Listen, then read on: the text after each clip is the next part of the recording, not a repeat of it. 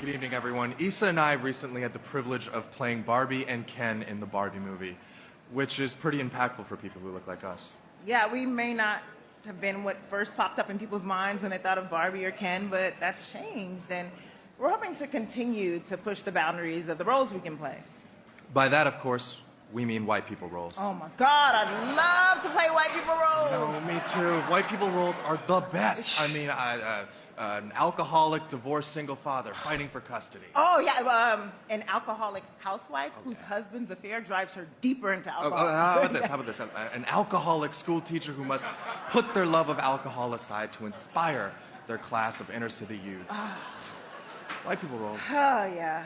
Okay, so you just saw that clip right there, and that was a clip from the recent Golden Globes Awards that happened a couple weeks ago.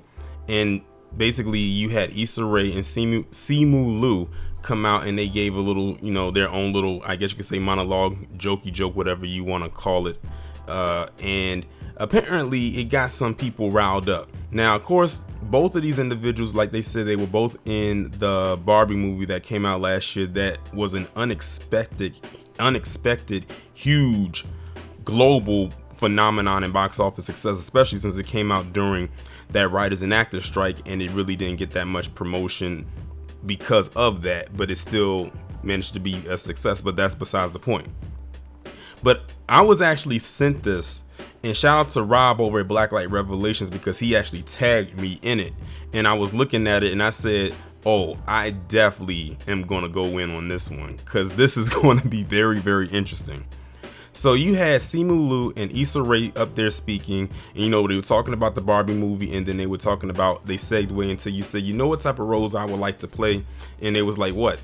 White people roles. And the thing is, I automatically kind of knew where they were headed with it before they even started to give out the little descriptions of what type of roles they wanted to play when it came to white people, and saying they play this type of role and this type of role and that type of role and whatnot.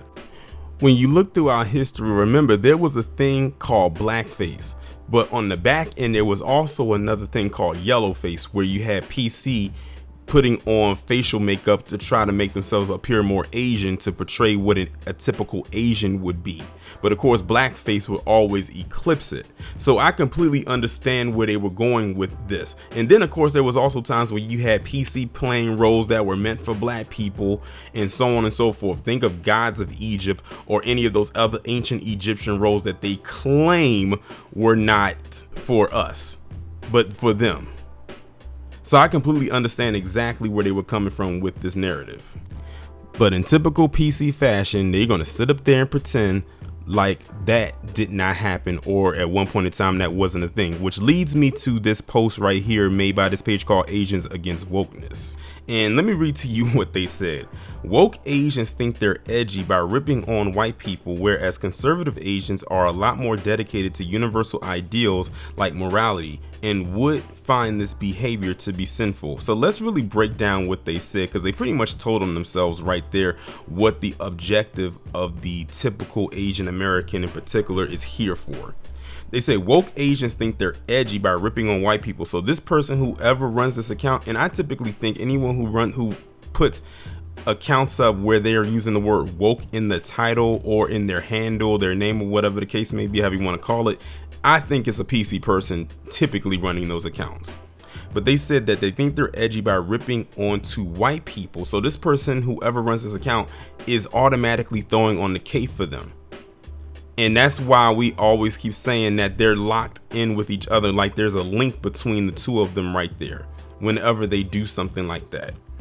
Remember Charlie Kirk over the last couple of months, well, maybe not recently, but last year, like in the summer months, he kept talking about how they need to band together because they're trying to come and get us. But it's like they're not as linked or equally yoked as they think they are. Think about what happened with the overturning of affirmative action, and then how they tried to go after legacy emissions, which is something that benefits mainly PC. So there was never a link there, to be honest, unless they were coming together to rally against us. That's really the only time that link comes in, and PC was using them as a buffer in order to go against us as well, to keep that gap growing even further. They go on to say, whereas conservative Asians are a lot more dedicated to universal ideals like morality and would find this behavior to be sinful. My thing is, you can't link morality to a group of people who lack morals on a collective scale. It's on a historical one especially. But like I said, this person is literally rallying to put up something like this and saying that Simu Liu is being woke because apparently him making these comments about white roles is somehow offensive. But this is a person who's allegedly Asian, who's throwing on the cape for PC, who probably wouldn't even throw the cape on for them. But if you thought this post was something, I'm going to post some screenshots of some of the responses, a lot of the responses actually, from PC individuals who were so upset by what Simu Liu said in that clip.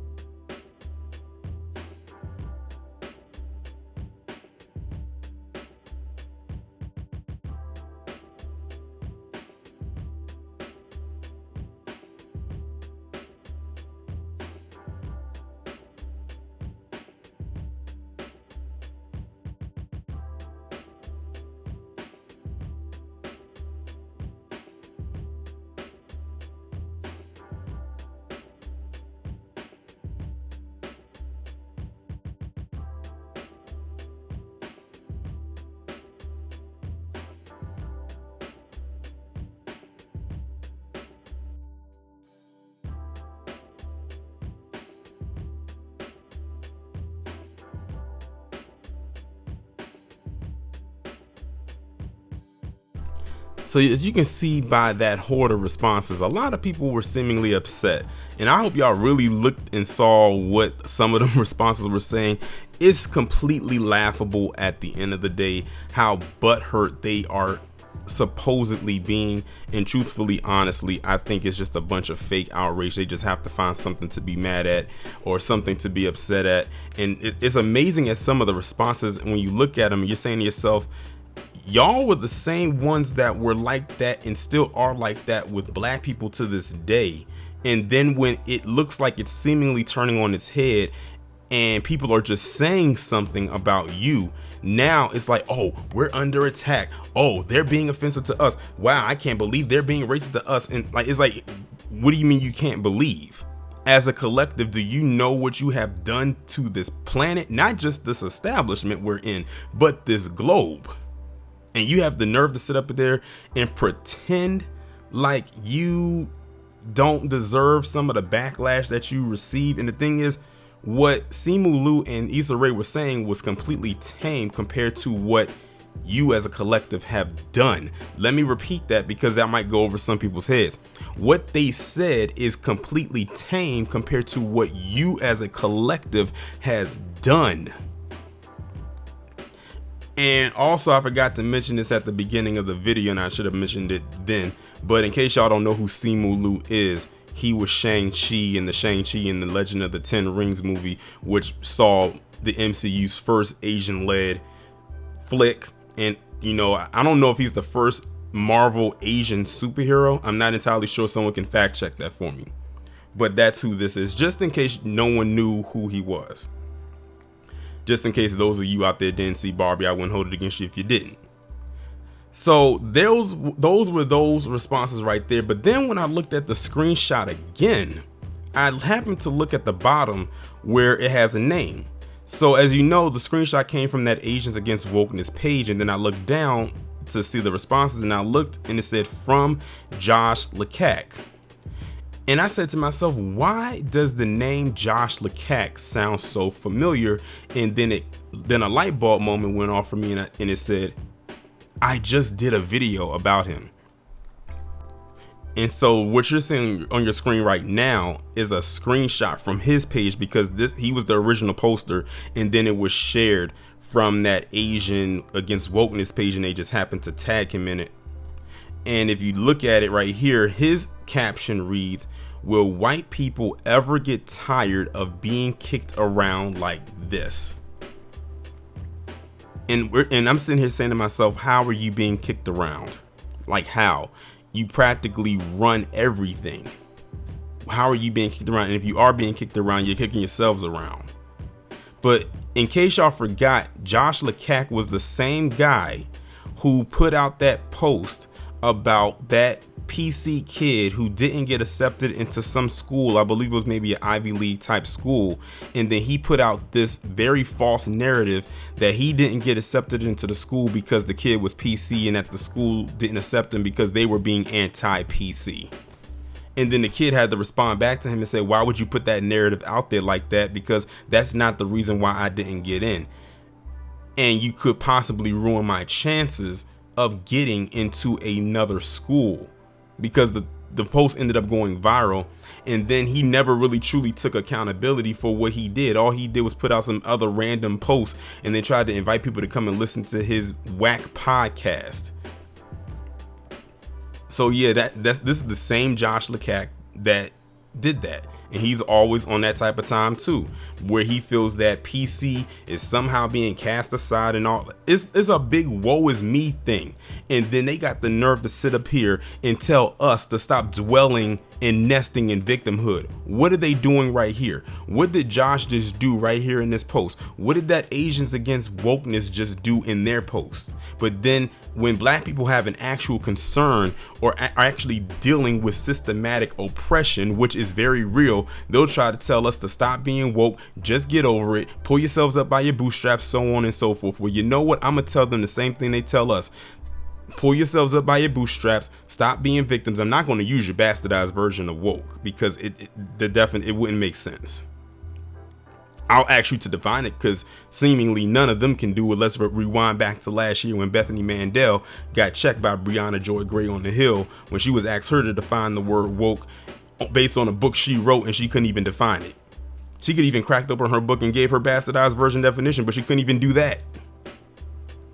All you can do at this point is just laugh at these fools because they're cracking right now. That's really all it boils down to. They are cracking under pressure and they don't like it. Hey, I could care less. It is 2024. We have more than embraced villainy, and that rift between PC and the Asian American community seems to continue to seemingly grow more and more and more. But as far as I am concerned, that is a fight between them. And something else that I found to be very interesting too is that Simu Liu and Issa Rae were up there basically cracking on white people's roles. But if you notice in the comments, they only seemingly went after Simu Liu the most. There was some in there where they were going after Issa Rae, but not so much on her own, but more together with him.